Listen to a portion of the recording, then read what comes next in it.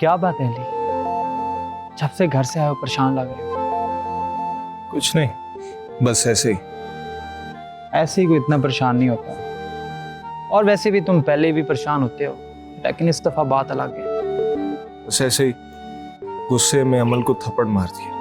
क्या तुम्हारा दिमाग तो नहीं खराब हो गया? कैसे और क्या हुआ था? बस मालूम नहीं, मुझे गुस्सा आ गया और मेरा हाथ उठ गया। और नानू को पता है? उनके सामने हुआ है ये सब कुछ। वो सब मुझसे नाराज। 2 दिन से किसी ने बात नहीं की मुझसे। अच्छा चल फोन निकाल और अमल को भी सॉरी बोल। नहीं, उसने बात ही ऐसी की थी कि मैं उसे सॉरी नहीं कहूंगा। तो अब क्या यूं ही मुंह लटकाए रहेगा? ठीक हो जाऊंगा। अच्छा, ये बता कि कल के टेस्ट की तैयारी कैसी? नहीं यार, आज करूंगा।